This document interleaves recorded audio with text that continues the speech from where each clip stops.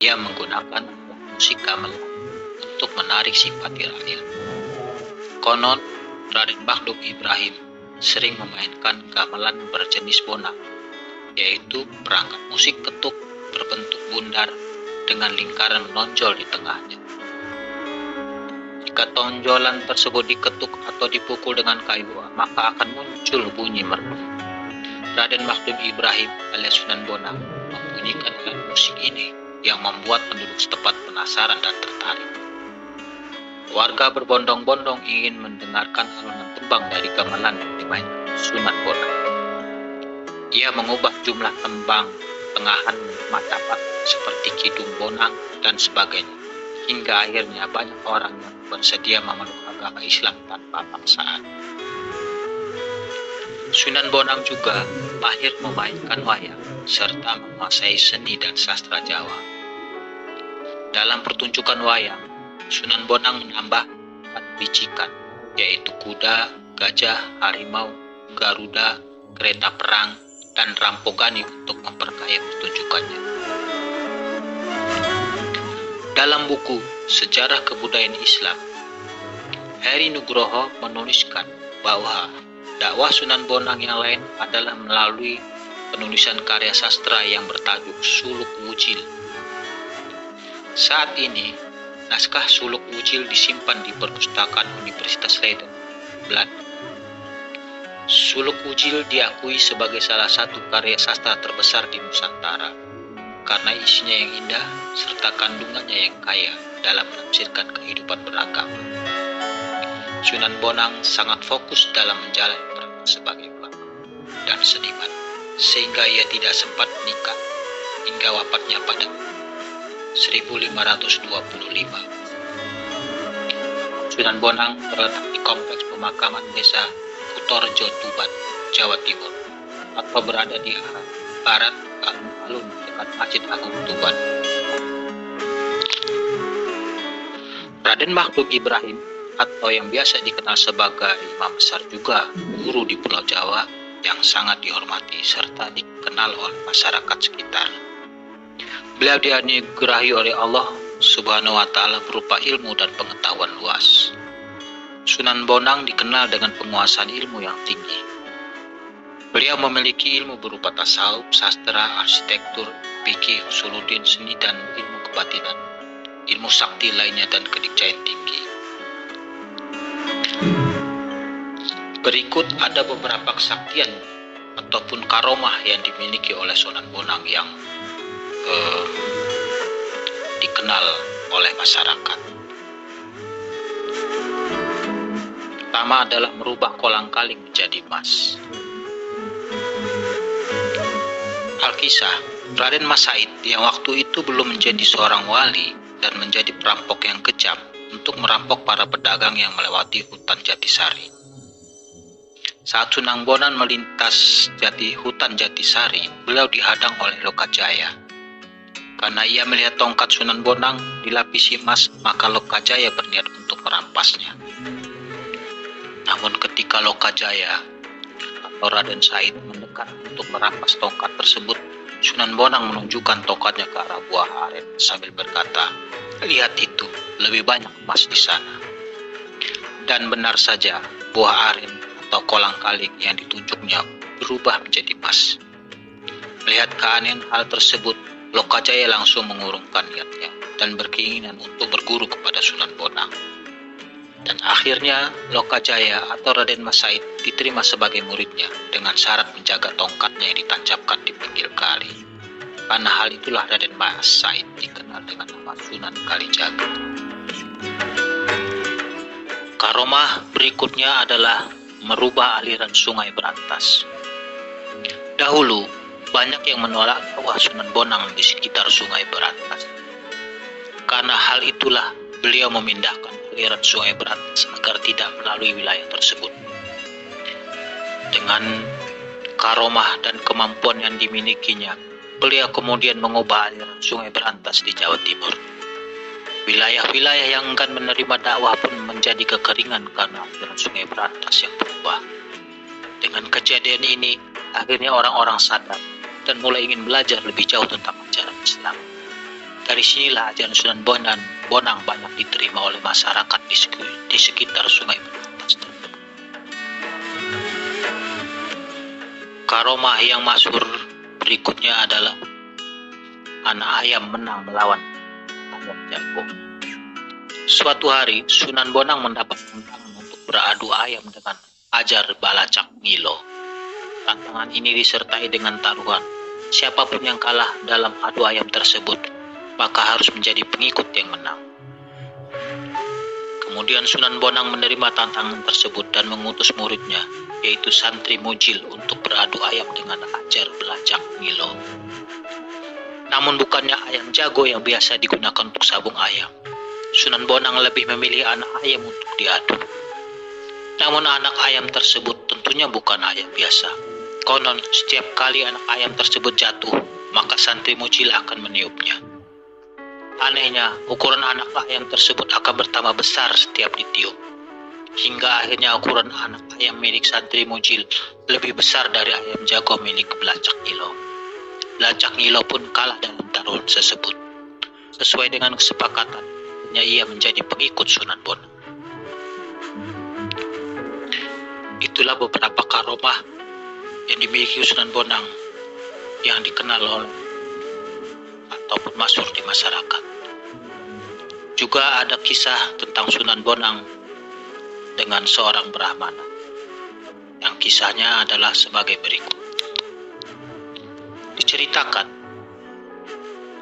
seorang Brahmana bernama Sakyakirti yang berlayar dari India ke Tuban.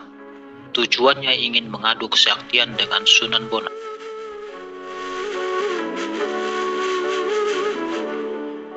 Brahmana Sakyakirti menantang Sunan Bonang untuk berdebat dan adu kesaktian. Bahkan dia sampai bersumpah, jika dirinya yang menang maka dia akan membabat leher Sunan Bonang. Dan jika Sunan Bonang yang menang, maka dia akan berlutut untuk mencium telapak kaki Sunan Bonang. Demikian sumpah sang Brahmana tersebut. Namun ketika kapal yang ditumpanginya sampai di perairan Tuban, mendadak laut yang tadinya tenang tiba-tiba bergolak hebat. Angin dari segala penjuru seolah berkumpul menjadi satu, menghantam air laut sehingga menimbulkan badai setinggi bukit. Dengan kesaktiannya, Brahmana Sakyakirti mencoba menggempur badai yang hendak menerjang kapal layarnya. 1 kali, 2 kali, hingga 4 kali Brahmana ini dapat menghalau terjangan badai. Namun kali kelima dia sudah mulai kehabisan tenaga hingga membuat kapal layarnya langsung tenggelam ke dalam laut. Dengan susah payah dicabutnya beberapa batang balok kayu untuk menyelamatkan diri dan menolong beberapa orang muridnya agar jangan sampai tenggelam ke dasar samudera. Walaupun pada akhirnya dia dan para pengikutnya berhasil menyelamatkan diri, namun kitab-kitab referensi yang hendak dipergunakan untuk berdebat dengan Sunan Bonang telah ikut tenggelam ke dasar laut.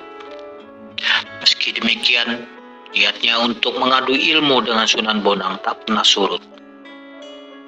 Dia dan murid-muridnya telah terdampar di tepi pantai yang tak pernah dikenalnya. Dia bingung harus kemana untuk mencari Sunan Bonang. Pada saat hampir dalam keputusasaan, tiba-tiba di kejauhan, dia melihat seorang lelaki berjubah putih sedang berjalan sambil membawa tongkat. Dia dan murid-muridnya segera berlari menghampiri, menghentikan langkah orang. Lelaki berjubah itu menghentikan langkahnya dan menancapkan tongkatnya ke pasir.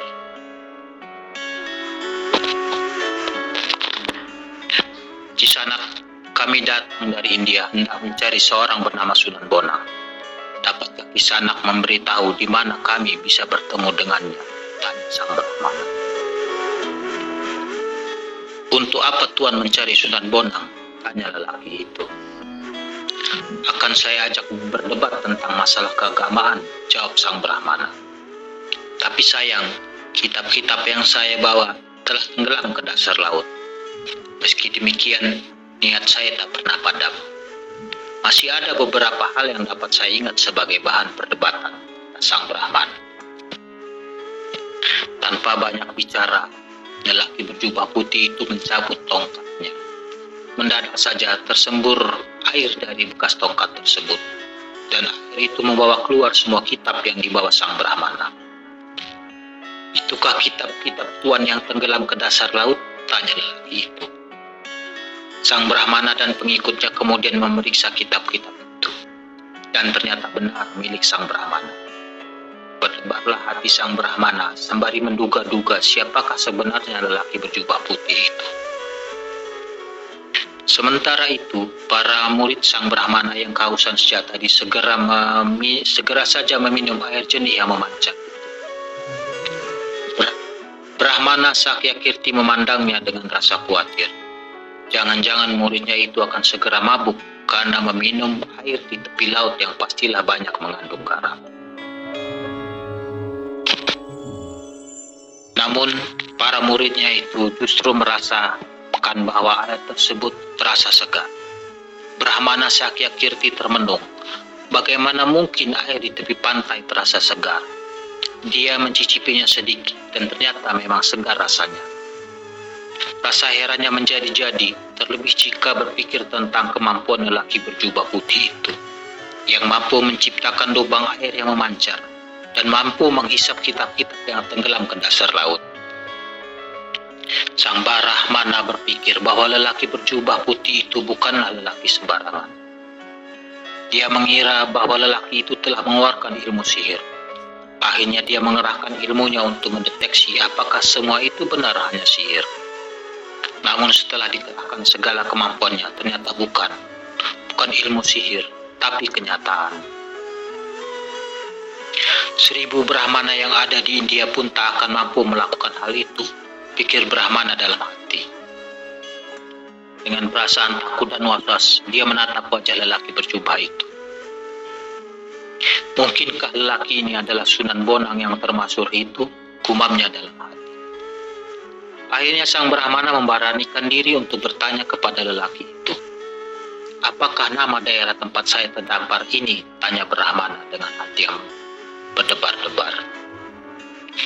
"Tuan berada di pantai Tuban," jawab lelaki berjubah putih itu. Begitu mendengar jawaban lelaki itu, jatuh tersungkurlah sang Brahmana beserta murid-muridnya. Mereka menjatuhkan diri berlutut di hadapan lelaki itu. Mereka sudah yakin sekali bahwa lelaki inilah yang bernama Sunan Bonang yang terkenal sampai ke negeri India itu. "Bangunlah, untuk apa kalian berlutut kepadaku? Bukankah sudah kalian ketahui dari kitab-kitab yang kalian pelajari bahwa sangat terlarang bersujud kepada sesama makhluk? Sujud hanya pantas dipersembahkan kepada Allah yang Maha Agung," kata lelaki berjubah putih itu, yang tak lain memang benar Sunan Bonang. "Ampunilah kami yang buta ini, tak mampu melihat tingginya gunung di depan mata. Ampuni kami," ujar sang Brahmana meminta kesaksian. "Bukankah Tuan ingin berdebat denganku dan mengadu kesaktian?" tukas Sunan Bonang. "Mana saya berani melawan Paduka? Tentulah ombak dan badai yang menyerang kapal kami juga ciptaan Paduka. Kesaktian Paduka tak terukur tingginya. Ilmu Paduka tak terukur dalamnya," kata Brahmana Sakyakirti. "Engkau salah. Aku tidak mampu menciptakan ombak dan badai. Hanya Allah Subhanahu wa Ta'ala saja yang mampu menciptakan dan menggerakkan seluruh makhluk. Allah melindungi orang yang percaya dan mendekat kepadanya dari segala macam bahaya dan niat jahat seorang," ujar Sunan Bonang. Memang kedatangannya bermaksud jahat ingin membunuh Sunan Bonang melalui adu kepanjangan dan saktian. Ternyata niatnya tak sampai. Apa yang telah dibacanya dalam kitab-kitab yang telah dipelajari telah terbukti. Setelah kejadian tersebut, akhirnya sang Brahmana dan murid-muridnya rela memeluk agama Islam atas kemauannya sendiri tanpa paksaan. Lalu sang Brahmana dan pengikutnya menjadi murid dari Sunan Bonang. Demikianlah seri kisah pada konten kali ini, yakni kisah dari Sunan Bonang. Mudah-mudahan bermanfaat dan menjadi pelajaran bagi kita semua. Sekian. Assalamualaikum warahmatullahi wabarakatuh.